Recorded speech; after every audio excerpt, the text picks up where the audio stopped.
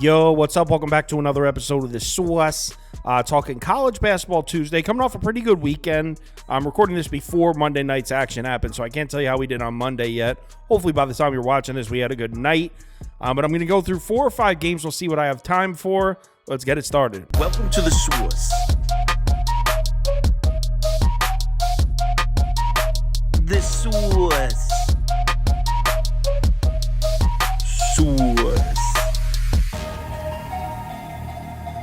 Hey, get the TUES. First up, Ole Miss is on the road at South Carolina. This line is now 3.5, which is down from 4.5. Total sitting at 137.5. These two teams pretty much in complete opposite spots as far as where we were expecting them to be at this point of the year.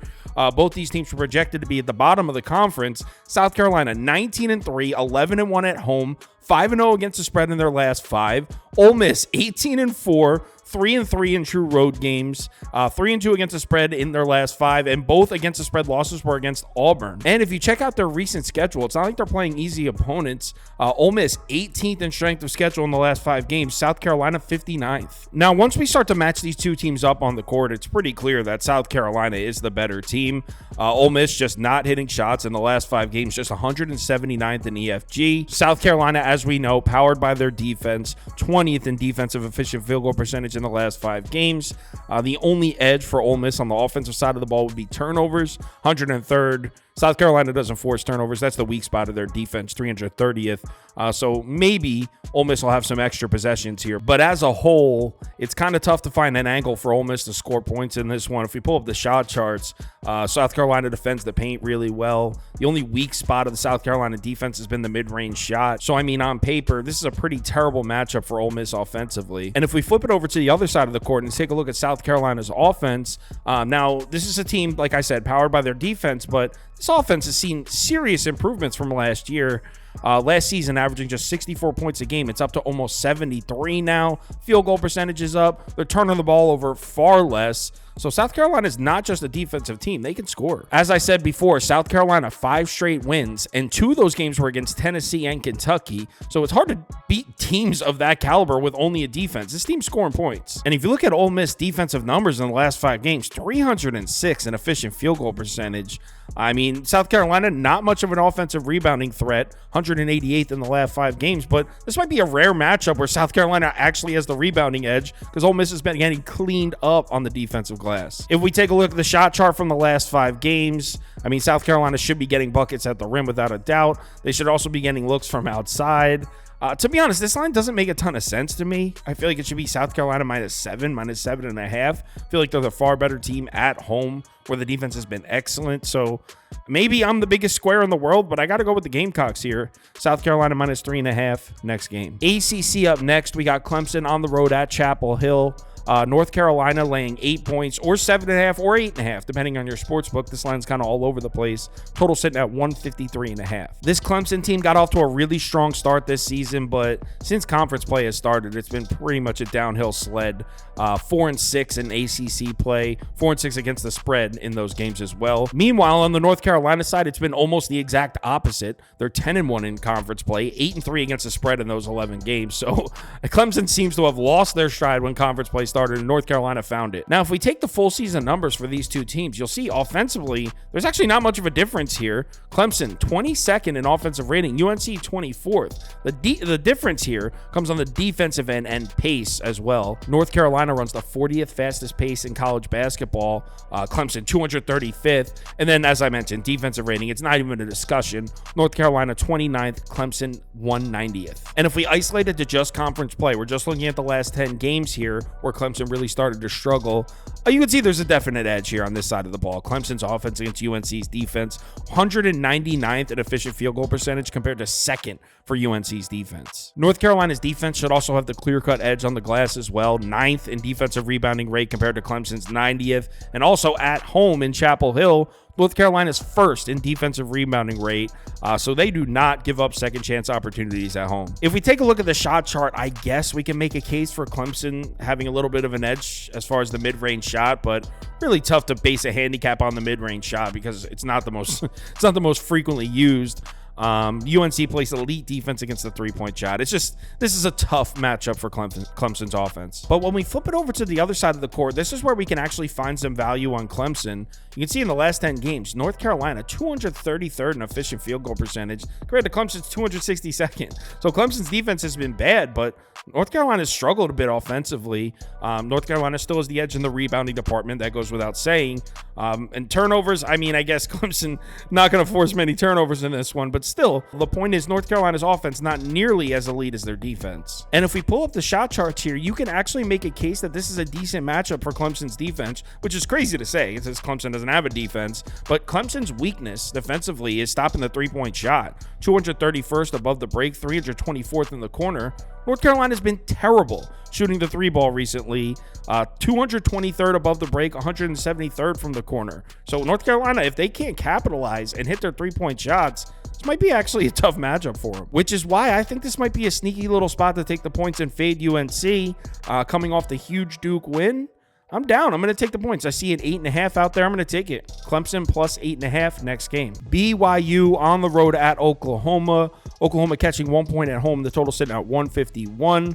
BYU 16-5, 3-5 against the spread in conference play, just 1-4 against the spread on the road in Big 12 play so far. So BYU has not been a team to bet on the road.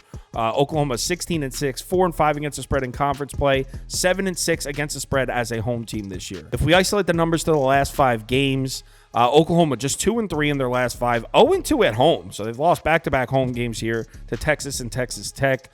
BYU 3-2, 1-1 on the road with a win over West Virginia on Saturday. No question, BYU's offense has the edge here, 15th in efficient field goal percentage compared to 117th for Oklahoma. The only angle I could see here for Oklahoma's defense is turnovers. Maybe they could force some turnovers against a BYU offense that has had problems protecting the basketball, 220th in turnover rate in the last 5 games. But after that, I mean, it's a pretty clear-cut advantage for BYU offensively. If we pull up the shot charts from the last 5 games, I mean, pretty much anywhere inside the three-point line, BYU should be able to score points. 16th in field goal percentage at the rim, 2nd in field goal percentage from the mid-range. Oklahoma defensively in those zones, 187th and 307th. The problem with BYU's offense is they just continue to take way too many three-point shots. They're averaging 33 three-point attempts per game, and they're just not falling right now. Just 150th and above the break three-point percentage, 216th from the corner. And Oklahoma actually has been playing good defense against the above the break 3. So hopefully BYU makes it a point to get the ball inside and stops relying on the three-point shot, because the numbers indicate that they should have the series advantage down there. But no matter what you think about BYU's offense, when we flip it over to the other side, there's just no question that it's all BYU here.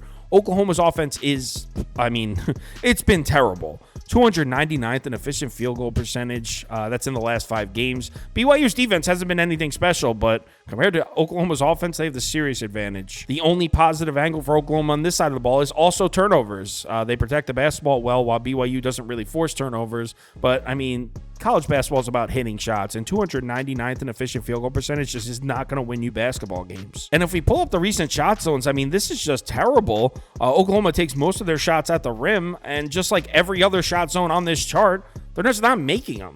This offense is just so bad. As much as Oklahoma plus 1.5 seems like a nice sharp play, there's no way I can put my money on this offense right now. So I'm going to lay it with BYU. Might be a little square. Don't care. BYU minus 1.5 next game. We'll keep it in the Big 12. Texas Tech on the road at Baylor. Baylor laying 6 points at home, and the total sitting at 146. Texas Tech is sitting at 16-5, 10-11 against the spread on the year, 2-3 against the spread on the road. On the Baylor side, they're also 16-5, 12-7-1 against the spread, 8-3-1 against the spread in Big 12 play. So I'm going to isolate the last 5 games to start here, and both of these teams have just had a gauntlet as far as the schedule goes. In the last 5 games, Texas Tech is 2nd in the country in strength of schedule. Baylor's 12th. So these two teams have played 2 of the strongest schedules in college basketball. And we just have to call it like it is. These defensive numbers for Baylor look pretty bad. 318th in efficient field goal percentage. Now, keep in mind, these aren't adjusted, so they played an insane schedule, and we're just looking at the last 5 games here. 297th in offensive rebounding rate, But you know what? As we just said, Texas Tech also played a grueling schedule, and their offense is 64th in efficient field goal percentage and 215th in offensive rebound rate. If we pull up the shot chart, Texas Tech's been launching threes, man. 39.6% of Texas Tech's shot attempts in the last 5 games have come from the three-point line. That's a lot for college basketball. Look at Baylor's defensive numbers against the above the break three recently. Baylor opponents are shooting 43.5% from there. For reference, that would be first in the NBA by a solid margin. In the NBA, teams are just draining the three ball on Baylor right now. Now let's flip it over to the other side of the court, and no question, we've seen the production dip a bit as far as Baylor's offense. In the first 16 games, they're averaging over 86 points per game, 42% from three.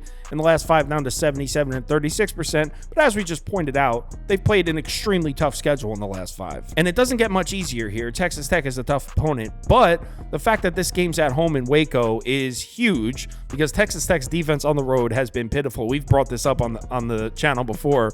Texas Tech, 362nd in overall defensive rating on the road. Now, they've only played 5 true road games, so it's not an insanely huge sample size, but still 362nd is kind of tough to unsee. If we pull up the 4 factors on this side of the ball from the last 4 games, I mean, look at the rebounding department. Baylor, 10th in offensive rebounding rate. Texas Tech defensive rebounding rate, 356. So yeah, maybe Baylor's not hitting their shots at a high rate recently, but they should get an extreme amount of second chance opportunities here. And if we pull up the shot charts from the same time span, it kind of goes with that same narrative. Baylor's going to control the interior offensively, 129th and 101st in frequency and efficiency at the rim. Texas Tech defensively, 279th and 130th. So Baylor's going to have the edge on the offensive rebounding department, and they should be able to score inside. When it comes to betting this game, the question is very simple. Do you think Texas Tech's outside shots are going to fall or not? Because as we just saw, they take a shitload of them, and Baylor's really been struggling to defend the three.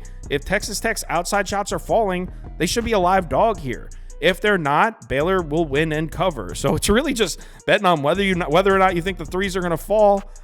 I'm taking the points. I'm putting my money on the 3 ball here. Give me Texas Tech +6. I might even sprinkle the money line. That's all the time I have. There's more games we want to talk about, and we'll talk about them on the live show. We're doing college basketball live show 3 p.m. Eastern time. We'll go through all the college basketball, and then we'll do the NBA live show at 4 p.m. Eastern time. So we're going back-to-back live shows. If you're able to make it, we'd love to see you in the comments. If you want my top bets for all sports, parlays of the day, or you want to join our Discord, head over to KyleKirms.com. The information is right there on the homepage.